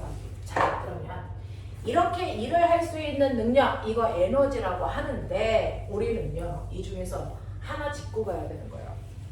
그러면 한 일이라는 거를 우리가 사람들이 알기 편하게 일을 나타내는 그래프도 있어요. 한 일은요 힘에다가 밀도간 거리를 곱하는 건데 맞죠? 이걸 이제 기호로 이렇게 써요. 워크. 그래서 한 일은 힘에다가 밀도간 거리를 곱하는 건데 일을 나타내는 그래프에서 여기가 힘, 여기가 밀도간 거리. 그래서 10N의 힘으로 2m 밀고 갔어. 뭐 이런 얘기야. 그럼 한 일은 어딨어? 한 일 어딨어? 네, 이 면적이 바로 한 일을 얘기합니다. 한다. 알겠어? 이런 식으로 힘거리 그래프를 그리면요, 그 그래프 밑에 있는 면적이 항상 한 일을 나타낸다 라고 하는 것도 기억을 좀 해봐 두시면 되는데 어떤 A라는 애가 있어요. A라는 애가요, 얘는 일을 10줄만큼 했어요. 근데 그 일을 하는데 1초 걸렸대요. 그죠? B도 일을 10줄만큼 했대요. 근데 얘는 10초 걸렸대요. 그 일을 하는데. 그러면 얘는요, 한 일의 양이 A와 B가 어떻습니까? 같아요. 우열을 가릴 수가 없죠. 하지만 우리는 우열을 가립니다. 어떻게 해요? A와 B가 일을 하더라도 누가 더 빨리 했어? 라고 하는 일한 빠르기. 이게 달라요. 얘는 1초 만에 10줄의 일을 한 거고 얘는 10초 만에 10줄의 일을 한 거기 때문에 누가 더 빨랐니? 누가 더 빨랐어요? A가 빨랐죠. 몇 배 빨랐어요? 10배 빨랐어요. 라고 하는 일한 빠르기를 우리 뭐라고 한다?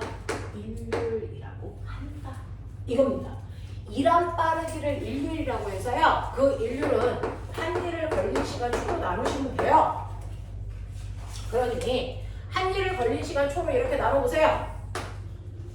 그러면 A의 일률 얼마입니까? 라고 하면 A는요 10줄의 일을 하는데 1초라는 시간이 걸렸으니까 숫자는 숫자끼리 계산, 단위는 단위끼리 계산 하셨죠? 그래서 얘는 일률이 10줄 per 초예요. 이렇게 하면 돼. 근데 단위 중복해서 쓰는 거 싫잖아. 그래서 일률의 단위를 과학자 이름 따서 10W예요. 이렇게 해볼게요. 이걸 우리 일상생활에서 능률이라고 얘기하죠. 됐죠? 네. B의 일률 얼마예요? 라고 하면 B도요 10줄의 일을 하는데 10초라는 시간이 걸렸으니까 얘의 일률은 1W예요. 그러니까 A의 일률이 10배 더 커요 라는 얘기입니다.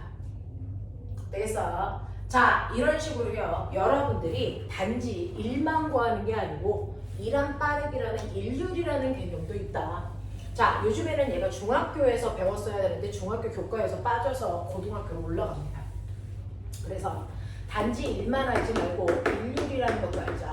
일률은 한 일을 걸리는 시간 초로 나눈 거고요. 일이라는 건 힘에 나누는 거죠? 자, 눈치 빠른 사람 뭔가 보여? 뭐가 보이냐? 뭐가 보이냐? 이게 뭐냐? 초분의 거리, 속력이죠. 그러니 인류를 구하는 식은 한일을 초로 나눠도 되지만 힘에다가 그 물체의 속력을 곱해도 인류를 구할 수 있다 라는 겁니다. 되겠어? 그래서 인류를 구하는 두 가지 방법, 한일을 걸린 시간으로 나누세요 또는 힘 곱하기 속력하세요. 됐죠? 이게 인류를 구하는 방법입니다.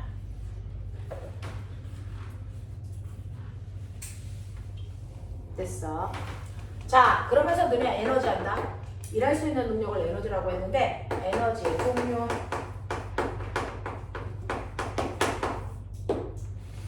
우리가 서두에서 얘기했죠. 움직이는 물체는요, 움직일 때 생기는 운동 에너지라는 게 있다.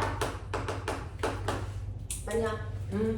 그래서 여기에 2kg짜리 물체가 자 3회 빠르기로 가고 있으니까 운동 에너지 당연히 있어요. 운동량도 있지만 운동 에너지도 있습니다. 그죠? 운동 에너지 구하는 식 2분의 1 mv 제곱 으로 구하는 됐어. 그러니 2분의 1 곱하기 2kg 곱하기 속력의 제곱이니까 9. 그래서 계산하시면 얘는 운동 에너지가 9J다 이렇게 되는 거죠. 되겠어? 이렇게 구하는 거야. 움직이는 물체의 운동 에너지는요, 그 물체의 질량에다가 속력을 제곱해서 곱하시면 된다 라고 하는 거죠. 근데 이거 말고요, 뭐도 있습니까? 위치 에너지도 있습니다. 근데 이 위치 에너지를 누가 만들어? 중력. 그래서 중력이 만든 위치 에너지를 중력 위치 에너지, 또는 고등학교에서는 위치 에너지를 위치 에너지라고 안 한다. 뭐라고 할게? 포텐셜 에너지.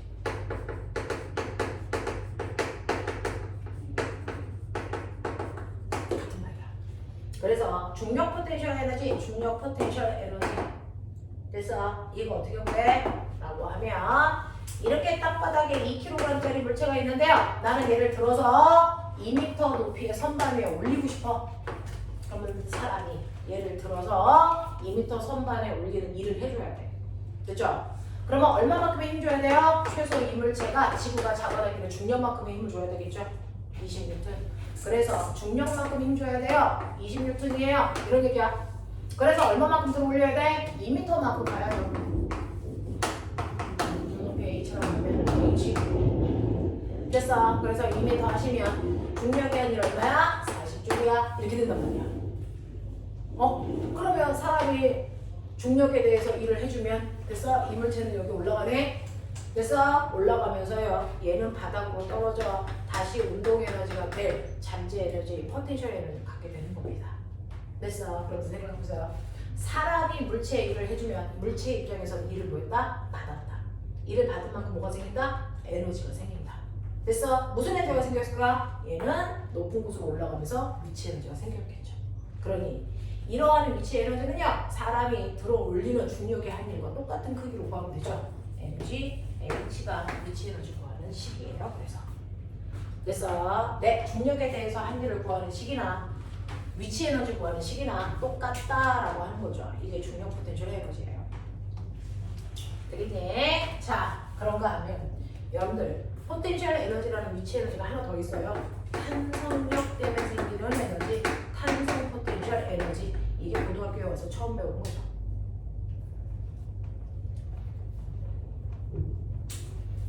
탄성 포텐셜 에너지라는 게 생깁니다 라고 해요. 탄성 포텐셜 에너지라는 건 용수철 때문에 생기는 거죠. 용수철이 탄성력을 가지고 있으니까. 자, 그러면 용수철이 이렇게 있다고 치자. 우리 앞에서 했죠. 탄성력. 맞아? 선생님 탄성력 했죠? 했냐 안 했냐? 힘의 종류, 탄성력, 관찰력, 전기력, 중력 이런 거 했어 안 했어? 안 했어? 자, 탄성력이라고 하는 게 있어요. 탄성력은요, 용수철처럼 내가 잡아당겼다가 손을 놓으면 팅 하고 제대로 돌아가는 형태. 그래서 이게 탄성이야. 그 탄성의 크기를 탄성력이라고 하는데요. 이렇게 용수철이 있다고 쳐. 그러면 용수철이 늘어나기 전에 원래 길이가 있었단 말이야. 거기다가 이렇게 질량이 있는 물체를 매달면 지구가 얘를 잡아당기려는 무게에 의해서 용수철이 늘어나. 그쵸? 그래서 이 용수철이 원래 길이보다 여기다가 1kg짜리를 매달았더니 지구가 잡아당기는 힘이 16N이었거든요. 그래서 원래 길이보다 이 용수철이 휘웅 하고 늘어났어요. 얼마? 20cm 늘어났어요. 이런 거죠. 그래서 이렇게 된다고요. 자, 그러면 내가 여기에다가 이름모를 어떤 애를 매달았어요? 그랬더니요, 얘를 매달은 순간 20cm가 아니고 40cm가 늘어났어. 몇 킬로짜리 매달았을까? 몇 킬로짜리? 1kg짜리를 매달으니까 20cm 늘어나네? 그럼 40cm 늘어나게 하고 싶으면 몇 킬로짜리 매달아야 돼? 2kg짜리를 매달아야죠. 그래야 잡아당기는 힘이 26톤으로 처음보다 2배 힘이 커졌으니까 늘어난 길이도 2배 길어지죠. 이게 용수철의 특징이잖아. 힘을 2배 많이 주면 늘어난 길이도 2배 길어져. 이게 용수철의 특징이잖아요.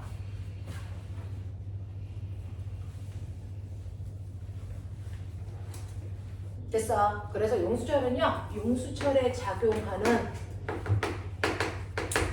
탄성력이라는 힘하고 용수철이 늘어난 길이요. 그 길이를 우리는 X라고 표현해요. 이거 사이에 정비례 관계를 가져요. 용수철은 그래요. 그래서 어떤 용수철이 있는데요. 10N의 힘을 주면 20cm 늘어난다고요?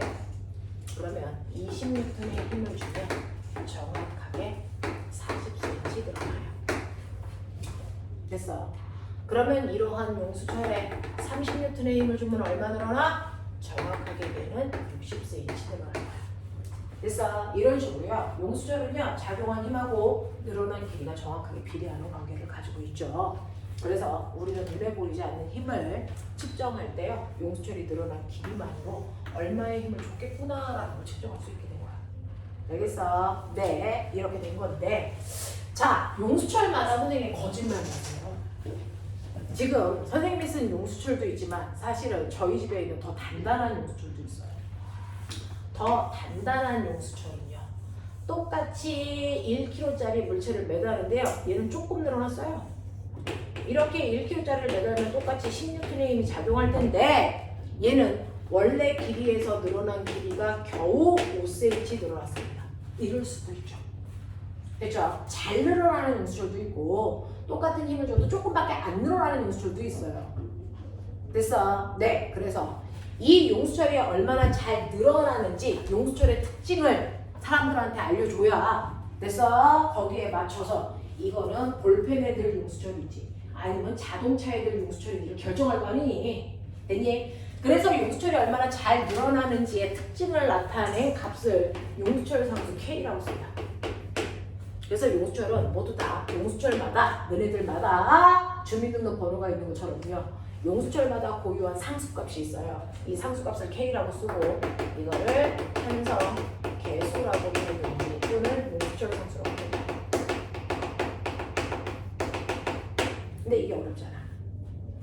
어렵지 않고요. 모든 용수철이요. 그게 A든 B든 상관없이 됐어. A라는 용수철은요. 10N의 힘으로 잡아당기니까 20cm 늘어났어. 좋아. 그러면 얘를 정확하게 1m라는 100cm 늘어나게 하려면 몇 N의 힘 줘야 돼? 늘어나는 길이를 5배 하기 위해서 힘도 5배 많이 줘야 되잖아요. 정비례 관계니까. 됐죠? 그러면 50N의 힘 줘야 되겠네? 네. 그러니까 이 A라는 용수철의 용수철 상수값은요. 바로 1m 늘어나는데 필요한 힘의 크기로 나타나요. 그래서 A라는 용수철의 상수값은 50N/m입니다. 1m 늘어나는데 필요한 힘이 50이래? 라는 뜻이야. 됐어? 그러면 B라는 용수철의 용수철 상수값은 얼마입니까? 라고 하면 B라는 용수철은요. 되죠? 똑같이 10N의 힘을 주니까 겨우 5cm 늘어났다며. 그러면 1m 늘어나는데 1m인 100cm 늘어나는데 얼마의 힘이 필요하니? 20배 많은 힘이 필요해. 그래서 얘는 200N의 힘이 필요해요, 선생님? 네. 그렇다면 B라는 용수철의 용수철 상수값은 200N/m라고 하면 돼. 이해돼? 이렇게 되는 거야. 그래서 용수철 상수값이 크면 클수록 이 새끼 단단하네. 잘 안 늘어나겠네. 이런 뜻이야. 되겠냐? 근데 이걸 이용하면 우리는 실제로요. 됐죠? 그 용수철에 작용하는 힘의 크기를 측정이 아니고 계산할 수도 있어. 탄성력이라는 건 그 용수철 상수에다 늘어난 기를 곱하면 돼. 그럼 탄성력이 나와요. 그래서 A라는 용수철의 상수값이 얼마냐면요. 50N/m인데 여기다 어떤 물체를 매달았더니요. 얼마 늘어났냐면 20cm 늘어났대요. 자, 20cm인데 미터니까 미터로 바꿔야죠. 0.2m 늘어났대. 계산해봐. 미터 날아가지. 계산해봐. 얼마야? 얼마? 16분의 1인 줄구나. 라는 게 나온단 말이야. 맞아. 또 B라고 하는 용수철의 용수철 상수값은 얼마예요? 얘는 200Nm/m죠. 근데 어떤 물체를 매달았더니 5cm 0.05m 늘어났대. 그러면 이때 작용하는 면적이가 10N 되잖아요. 됐죠? 그래서 앞으로는 용수철에 작용하는 탄성력 고등학교 때 계산하는 거예요. 탄성력 F는 KX. 이렇게 계산합니다. 됐어. 네, 시간 지났는데 요것만 하고 빨리 가죠. 자, 이때 이 그래프의 기울기가 얼마일까요? 기울기가 뭘까요? 얼마일까요가 아니고 저 기울기는 뭘 나타낼까요?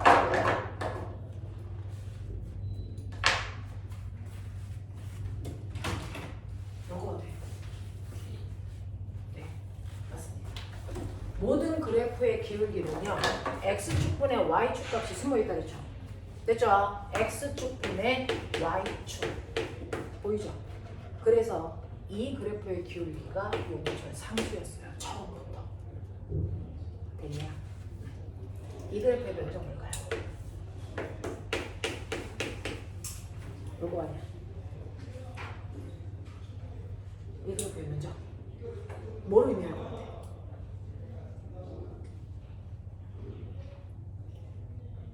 이거 배운 거야. 해봐.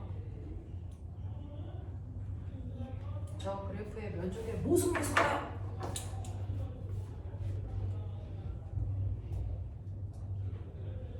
뭐야? 면적은 무조건 x축에다 y축 곱하는 거지. x축은 거리고. 됐어. y축은 뭐냐? 힘. 뭐냐? 뭡니까? 용수철을 잡아당기는 동안 한 일. 맞아. 그러면 용수철한테 일을 해주면 용수철은 그 일을 받죠. 그러면 이 일만큼 용수철은 받아서 뭐가 생기니? 에너지. 맞아. 그러면 용수철에 생긴 에너지를 우리 무슨 에너지라고 하니? 바로 탄성 포텐셜 에너지. 됐어. 자, 그럼 그거 구하자. 넓이 구하자. 불러. 식. 이거 같아. 삼각형이니까 2분의 1 곱하기. 됐어. x축 곱하기 y축이에요. 이거 x, 이거 kx. 맞냐? 그러니까 2분의 1 뭐야? kx 제곱. 이게 바로 용수철의 탄성 에너지 원칙이야. 알겠어? 자, 그래서 용수철에 작용하는 탄성력도 계산할 수 있다. kx로 구하는 거다. 그리고 용수철을 잡아당길 때 생기는 용수철의 탄성 에너지도 구할 수 있다. 그 탄성 에너지 구하는 식이 2분의 1 kx 제곱이다. 이래 하겠어? 이렇게 되는 거야. 그러니까 그래프 잘 가지고 놀면 선생님들이 가르치지 않은 것까지 막 놀고요. 알겠지? 요렇게요. 자, 그래서 탄성 에너지라는 거 우리 위치 에너지 똑같은데 중력 때문에 만든 위치 에너지는 mgh를 구하고요. 탄성력 때문에 만들어진 위치 에너지는 2분의 1 kx 제곱으로 구한다. k는 용수철 상수값을 얘기한다. 이해돼? 하겠어?